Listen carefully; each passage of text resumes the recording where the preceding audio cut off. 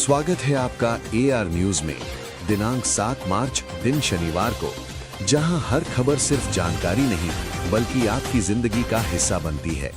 हम आपके साथ सच बांटते हैं, उम्मीद जगाते हैं और हर पल आपका भरोसा जीतते हैं। तो चलिए आज की तमाम बड़ी खबरों पर नजर डालते हैं। पाकिस्तान में ईरान हमले को लेकर तीखी बहस चल रही है। न सिर्फ पाकिस्तान की आवाम बल्कि वहां की संसद में भी इस हमले को लेकर इजराइल अमेरिका के खिलाफ गुस्सा है। इसके अलावा पाकिस्तान के सांसदों ने अपनी ही सरकार पर सवाल उठाया है और कहा है कि अगला नंबर पाकिस्तान का ही है। अमेरिका, इजराइल और ईरान के बीच जारी युद्ध के 7वें दिन इजरायली डिफेंस फोर्सेस ने दावा किया है कि करीब 50 लड़ाकू विमानों ने तेहरान में ईरान के supreme leader ayatollah Ali Khamenei से जुड़े भूमिगत बंकर को निशाना बनाया था। मीडिया रिपोर्ट्स के मुताबिक इस हमले की सटीकता के पीछे लंबे समय से चल रही निगरानी, ट्रैफिक कैमरों की हैकिंग और मोबाइल नेटवर्क डेटा के जरिए उनकी गतिविधियों को ट्रैक करना शामिल था।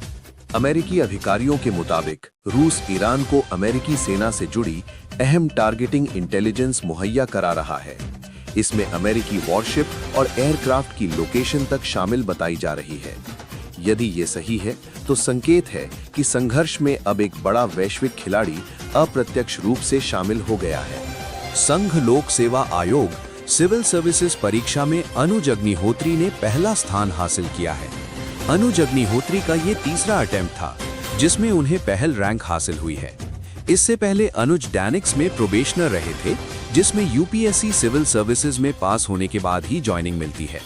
अनुज 62nd बैच 2024 के ऑफिसर थे। ऐसे में जानते हैं कि आखिर ये डैनिक्स क्या है और इस सर्विस में काम करने वाले ऑफिसर का क्या काम होता है। मध्य पूर्व में चल रही जंग से पैदा हुए तेल गैस की सप्लाई संकट के बीच भारत को तेल बेचने के लिए रूस जैसे तैयार बैठा था।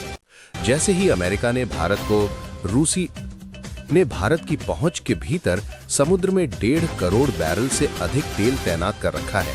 भारत अब दुनिया की उन देशों की सूची में शामिल हो रहा है जो लंबी दूरी तक हमला करने वाले ड्रोन बना रहे हैं। स्वदेशी डिफेंस कंपनी आईजी डिफेंस ने अपने नए प्रोजेक्ट KAL की पहली झलक दिखाई है। ये एक लंबी दूरी का सुसाइड ड्रोन है जो दुश्मन के इलाके में गहराई तक जाकर हमला कर सकता है। आजकल युद्ध में ऐसे ड्रोन बहुत महत्वपूर्ण हो गए हैं क्योंकि वे सस्ते होते हैं, बड़े पैमाने पर इस्तेमाल किए जा सकते हैं। पिछले 2 दिनों में 3 ऐसी घटनाएं और बयान सामने आए हैं जिससे अमेरिका की भारत पर चौधराहट के आरोप लग रहे हैं और अब घरेलू सियासत गर्म हो रही है। एक तो अमेरिका ने भारत के करीब आकर उस ईरानी जहाज को समंदर में डुबोया जो भारत से साझा युद्धाभ्यास करके लौट रहा था। दूसरे, अमेरिका के वित्त मंत्री ने शेखियां बघारी कि भारत को 30 दिन के लिए रूस से तेल खरीदने की इजाजत दी जाती है। और तीसरे, भारत की जमीन पर आकर रायसीना डायलॉग में अमेरिकी उप विदेश मंत्री कह गए कि अमेरिका भारत को अपनी शर्तों पर ही कारोबारी रिश्ते बढ़ाने की छूट देगा। अमेरिकी पनडुब्बी द्वारा श्रीलंका के तट के पास ईरानी युद्धपोत डुबोए जाने के बाद ये दावा किया गया कि भारतीय नौसेना ने अमेरिका को खुफिया जानकारी दी थी। सरकार के शीर्ष सूत्रों ने इन आरोपों को पूरी तरह बेबुनियाद और हास्यास्पद बताया है। इस हमले में कम से कम 87 ईरानी नाविकों की मौत हुई है। ईरानी युद्धपोत को लेकर भारत का नाम सामने आने के बाद सरकार ने स्थिति साफ कर दी है। सरकार के शीर्ष सूत्रों ने शुक्रवार को उन दावों को पूरी तरह खारिज कर दिया जिनमें कहा गया था कि भारतीय नौसेना ने अमेरिका को ईरानी युद्धपोत के बारे में खुफिया जानकारी दी थी। पश्चिम बंगाल के राज्यपाल का इस्तीफा। पश्चिम बंगाल के राज्यपाल CV आनंद बोस ने अचानक अपने पद से इस्तीफा दे दिया है। उनकी जगह अब तमिलनाडु के राज्यपाल RN रवि को बंगाल की अतिरिक्त कमान सौंपी गई है। असम में वायुसेना का सुखोई विमान क्रैश। भारतीय वायुसेना का एक सुखोई Su-30 MKI लड़ाकू विमान असम में दुर्घटनाग्रस्त हो गया है। इस हादसे में 2 पायलटों के शहीद होने की खबर है। मध्य पूर्व संकट पर पीएम मोदी का बयान। प्रधानमंत्री नरेंद्र मोदी ने फिनलैंड के राष्ट्रपति अलेक्जेंडर स्टब के साथ मुलाकात के बाद कहा कि सैन्य संघर्ष किसी समस्या का समाधान नहीं है। उन्होंने इजराइल ईरान जंग को जल्द खत्म करने की अपील की है। ईरानी जहाज को लेकर भारतीय नौसेना का रेस्क्यू। श्रीलंका के पास अमेरिकी हमले के बाद एक ईरानी जहाज से मिले डिस्ट्रेस कॉल पर भारतीय नौसेना ने तुरंत खोज और बचाव अभियान शुरू किया है। T20 वर्ल्ड कप में भारत फाइनल में। भारतीय क्रिकेट टीम ने इंग्लैंड को हराकर T20 वर्ल्ड कप 2024 के फाइनल में जगह बना ली है। जेकब बेथेल के शानदार शतक के बावजूद भारत ये मैच जीतने में सफल रहा। डिजिटल जनगणना 2027 के लिए नए टूल्स।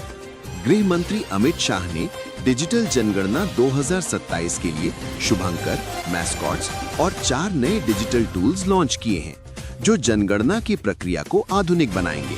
पीएनबी डेबिट कार्ड की लिमिट में बदलाव। पंजाब नेशनल बैंक पीएनबी ने अपने डेबिट कार्ड से नकदी निकासी की दैनिक सीमा में 50% की कटौती की है। अब 1 लाख रुपए की लिमिट वाले कार्ड से केवल 50,000 रुपए ही निकाले जा सकेंगे। गर्मी का अलर्ट और मौसम अपडेट। मौसम विभाग आईएमडी के अनुसार दिल्ली और उत्तर भारत के कई हिस्सों में तापमान सामान्य से 3 से 7 डिग्री अधिक रहने की संभावना है, जिससे मार्च की शुरुआत में ही भीषण गर्मी का एहसास हो रहा है। शेयर बाजार में भारी गिरावट। पश्चिम एशिया यानी मिडिल ईस्ट में बढ़ते तनाव और कच्चे तेल की कीमतों में उछाल के कारण भारतीय शेयर बाजार आज धड़ाम हो गया।